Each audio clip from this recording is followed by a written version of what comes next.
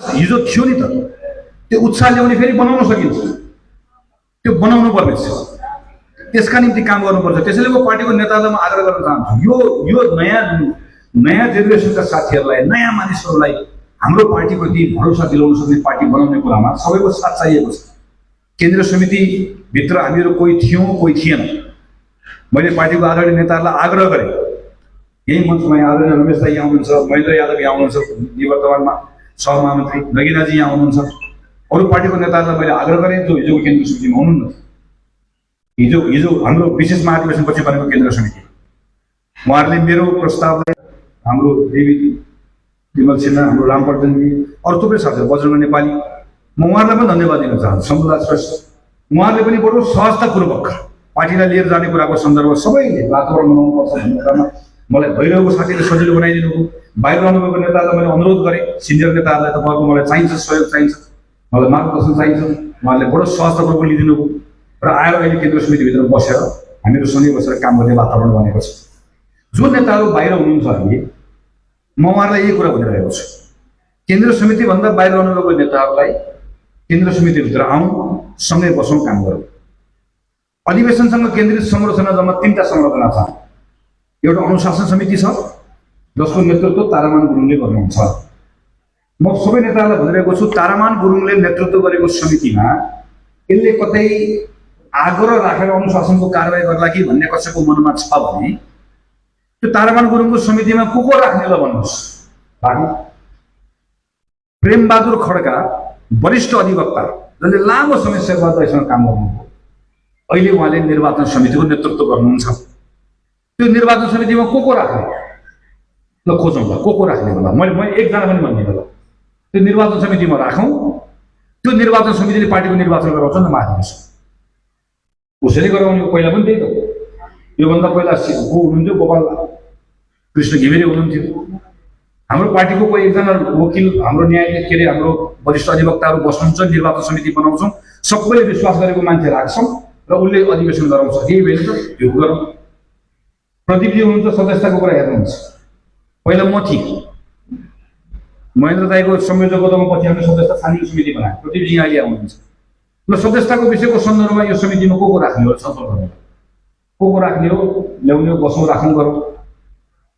अनि प्रदेश समिति कृष्ण यादव हुनुहुन्छ, म सबैको सभापति हो। यहाँ महत्त्वको यहाँ चाहिँ हाम्रो सभापति हुनुहुन्छ, आइएसी यहाँ हुनुहुन्छ, सबैको सभापति हो, पार्टीकै सभापति हो। हाम्रो 77 जिल्ला छ, 165 निर्वाचन क्षेत्र छ, 743 753 पालिका छ। हाम्रो यही समिति छ। जम्मा एउटा केन्द्रीय समितिमा केही नेताहरू बाहिर हुनुहुन्छ, अनि सबै नेताहरू आउनुहोस्, बसौँ, काम गरौँ भनिरहेको छु। गर्ने चाहिँ के होला मलाई भनिदिनुहोस् त। सभापतिले मिलाएर गर्ने चाहिँ के हो, मैले गर्ने के हो? म यही कुरा प्रस्ताव लिएर म चाहिँ नेताहरूको घर घर गएको छु, उहाँले यही कुरा भनेको छु। मैले यो बेलामा चाहिँ अब योभन्दा थप अरू गर्ने कुराहरू केही छ भनेदेखि भने त्यो पनि नेताहरूले भन्नुभयो, त्यो तर भन्नु त पऱ्यो। खाली चाहिँ अब कुरा कहाँ आएको छ, यसपछि कुरा आएको छ सदस्यताको अद्यावधि।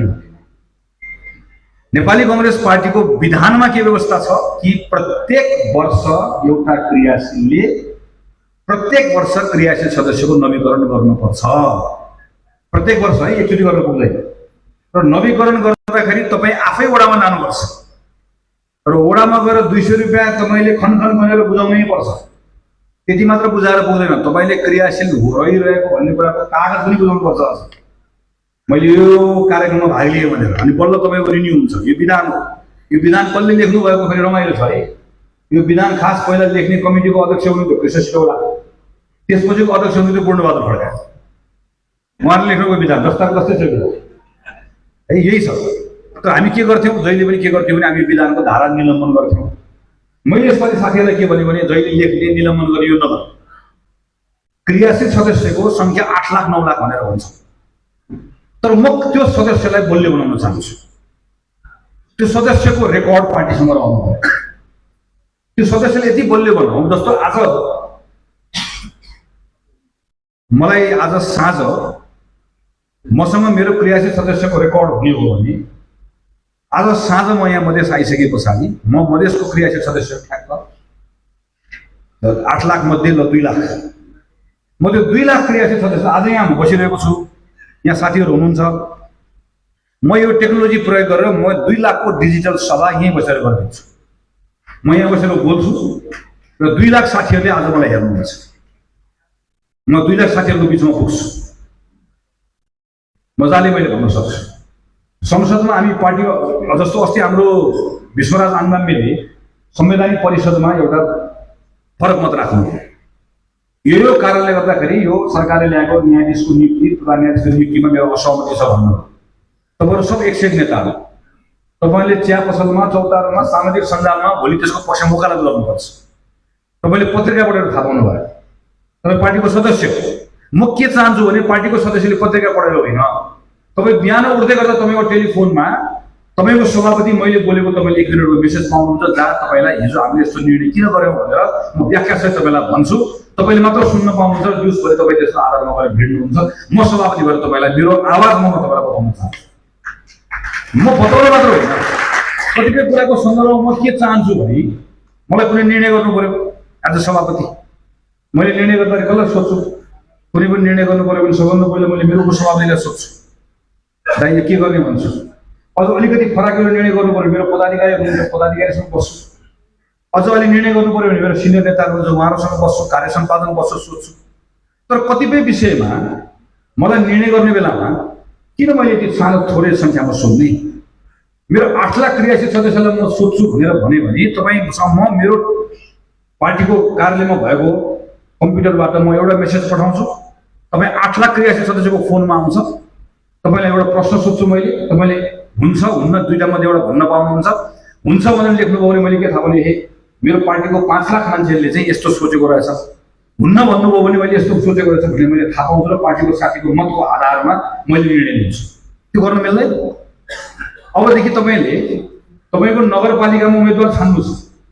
पालिकामा उम्मेदवार कसलाई बनाउने भन्ने बारेमा म के चाहन्छु भने अब आउने वैशाखमा चुनाव छ भने वैशाखको चुनावको बेलामा उम्मेदवारी दिने, उम्मेदवारी भएको दिनमा जनकपुरमा टिकट लिएर दौडादौड गर्ने होइन। कम्तीमा म 2 महिना अगाडि मेयरको उम्मेदवार को भनेको टुङ्गो लाउन चाहन्छु र मेयरको उम्मेदवार टुङ्गो लाउने कुरामा सबभन्दा बढी म तलको सदस्यहरूलाई सोध्न चाहन्छु। यो गर्नको लागि जम्मा के मागेको मैले, अथवा हामीले के मागेको, जम्मा एउटा कुरा मागेको सदस्य तपाईँको पार्टीको क्रियाशील सदस्यले जम्मा एउटा कुरा भनेको, म क्रियाशील सदस्यको रूपमा निरन्तर रूपमा रहन चाहन्छु, मेरो टेलिफोन नम्बर यो हो, यति भनिदिनुहोस्। त्यो भन्नको लागि पनि जे गरेर भने पनि हुन्छ। तपाईँले यो फोन खोलेर फोनबाट भरे पनि हुन्छ, तपाईँ केन्द्रीय कार्यालयमा फोन गरेर भनेर भरे पनि हुन्छ, तपाईँले वडा कार्यालयमा गएर भरे पनि हुन्छ। अझ अहिले नयाँ प्रविधिले पछि बताउनुहुन्छ कि नयाँ प्रविधि ल्याइसक्नुभयो, जे गरेर गरे पनि जम्मा 2 मिनट लाग्छ। एउटा काङ्ग्रेसको क्रियाशील सदस्यलाई जम्मा 2 मिनटको समय लिएर यो सदस्य अद्यावधि गरिदेऊ, यति गरिदेऊ भनेर भन्दै गर्दा म त 3 छक्क परेको छु भनेर अस्ति दाइले भन्नुहुन्थ्यो। भगवान् कसम मलाई त यो त अचम्मै लागेको छ। म त अचम्मै के कुरामा लागेको छु भने पार्टीको नेताहरूले अरू कुरामा त ल ठिक छ, ल गगन थापा मन परेन, यो भएन त्यो भएन भन्नुभयो, माने मैले। यो अद्यावधि नगर है, अद्यावधि गर्न पाइँदैन भनेर भनेको कुरा त भगवान् कसम मैले बुझिनँ रहेछ, मरिगयो बुझिनँ मैले। यो के भन्नु खोजेको भन्ने कुरा है, जो क्रियाशील सदस्य हुनुहुन्छ, काङ्ग्रेसको जो क्रियाशील सदस्य हुनुहुन्छ, त्यो कुनै क्रियाशील सदस्य, कोही पनि क्रियाशील सदस्यले उसले चाह्यो भने ऊ क्रियाशील सदस्यले चाहने बेलासम्म उसले आफ्नो अद्यावधि गर्न पाउँछ। हो, अघि नै महेन्द्र दाइले भन्नुभएको जस्तो के कुरा स्वीकारिन्न भने पार्टीको कुनै पनि उम्मेदवारलाई कुनै पनि मतदाताले मत नहाल्न पाउँछ, स्वतन्त्र छ। म कहिले पनि उम्मेदवार मतदाता आफ्नो हुन्छ भन्ने मान्दिनँ। हामी भन्छौँ नि कहिले यो गाउँ मेरो, यो टोल मेरो, मतदाता फ्री टु चुज, उसले आफूले मन लागेको चुज गर्न पाउँछ। तर के पाउँदैन, पार्टीको क्रियाशील सदस्य भएर, पार्टीको नेता भएर मन परे पनि मन नपरे पनि आएको उम्मेदवारलाई गाछे चिन्ह रुख चिन्ह भन्दा दायाँ माया गरेर मत हाल्छु भन्ने कुरा चाहिँ पाइँदैन। र उसको ऊ केही समय काङ्ग्रेसको सदस्य हुने कुराबाट बाहिर रहन्छ, ऊ रहनुपर्छ। उसले अरू के गर्ने हो, हामीले घर सम्पत्ति लाने होइन। तर काङ्ग्रेसको नेता भएर यो पटक चाहिँ मलाई गगन थापा मन नपराउन पाइयो, पछि अधिवेशनमा आएर मलाई मजाले हराउन पनि पाइयो, सबै गर्न पाइयो। तर म आएको छु त, म बारामा आएको छु, पर्सामा आएको छु, धनुषामा आएको छु, महोत्तरीमा आएको छु, रौतहटमा आएको छु, यी सबै चुनावहरूमा आएको छु नि। यसपालि छिरामा गएको छु, त्यो ठाउँको चुनावमा उम्मेदवारको मत माग्न गएको छु। मलाई उम्मेदवार मन परेन, त्यसकारणले गर्दा यसपालिको अधिवेशनमा विशेष मन परेन, यो मन परेन, त्यो मन परेन, त्यसकारणले गर्दा यो पटक चाहिँ मैले रुखमा चाहिँ मत हालिनँ भन्ने कुरा चाहिँ अरूले भन्न पाइन्छ, नेताले भन्न पाइन्छ। त्यो कुरा त्यो एउटा पाटो हो। तर बाँकी रहेको सबै साथीहरूले क्रियाशील भन्ने कुरा मजाले घर बसेर 2 मिनटको समय दिएर अध्यावधि गऱ्यो भने के हुन्छ त? अध्यावधि सकिँदै गर्दाखेरि ठ्याक्क अब काङ्ग्रेससँग कार्यालयसँग हामीहरूसँग 5 लाख 6 लाख 7 लाख 8 लाख जति हो ठ्याक्क सबैको नम्बर हुन्छ, टेलिफोन नम्बर हुन्छ। हामीसँग नेपालको सबैभन्दा बढी अपडेटेड भएको मेम्बरको तथ्याङ्क भएको पार्टी हामी बन्छौँ। अनि त्यो पार्टीको साथीहरूलाई हामी प्रशिक्षित गर्न सक्छौँ, त्यो पार्टीको साथीहरूलाई काम लगाउन सक्छौँ, त्यो पार्टीको साथीहरूलाई बलियो बनाउँछौँ, अनि त्यो पार्टी सञ्चालन गर्छु भन्दै गर्दा यो कुरामा चाहिँ म सबै नेताहरूलाई भन्छु, सबै कुरामा म छलफल गर्न तयार छु, सबै कुरा मिलाउन तयार छु। मेरो साथीहरूलाई चित्त बुझाएर गर्छु, पार्टी मिलाएर लिएर जान्छु। तर पार्टी बलियो बनाउने कुरामा, पार्टीको सदस्यलाई बलियो बनाउने कुरामा कृपया यो अध्यावधि गर्ने कुरामा चाहिँ कसैले खिचबिच चाहिँ कसैले नगरिदिनु होला। त्यो मैले एकदम प्रश्नसँग भनेको छु। र कुनै पनि तह हिजो डेपुटीसँग बसेर मिटिङ गरिसक्यौँ, कुनै पनि तहको कुनै पनि साथीले वडाको सभापति होला, जिल्लाको सभापति होला, क्षेत्रको सभापति होला, नगरको सभापति होला, कसैले पनि यो काम म गर्दिनँ भनेर भन्नुभयो भने हिजो मैले उहाँलाई लेखेर दिइसकेको छु, मलाई त्यो अधिकार दिइसकेको छु। विधानको अधिकार हो यो।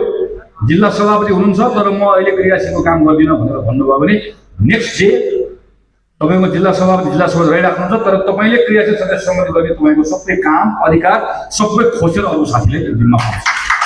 त्यो पाइँदैन।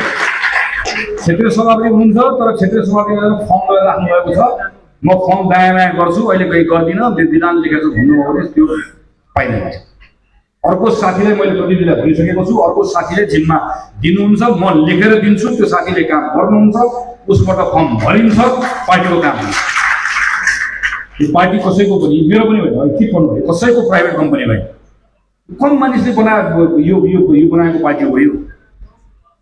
त्यसैले यस्तो कुरामा चाहिँ कसैले पनि खेलाची गर्न पाइँदैन। यसमा कसैको नहोस्। बाँकी रहेको पार्टीभित्रका नेताहरूलाई मिलाउने कुरा, पार्टीभित्रको सबै साथीहरू मिलाउने कुरा मैले कुनै अप्ठ्यारो कुरा के पनि देखेको छैन।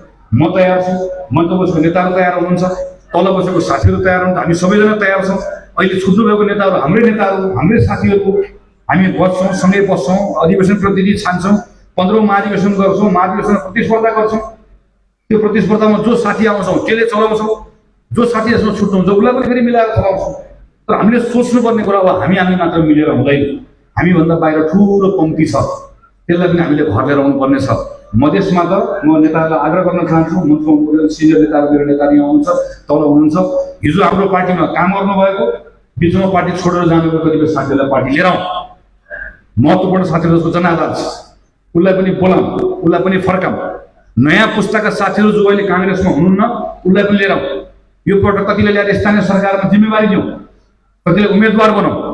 यो पटक एकचोटिको चुनावमा आवश्यकता पऱ्यो भने हामी पार्टीको साथीहरू पछाडि बस्छौँ, अर्को पटक हामी चुनाव लडौँ। नयाँ साथी ल्याएर जिम्मा दिँदाखेरि हुन्छ भने उसलाई ल्याएर दिउँ।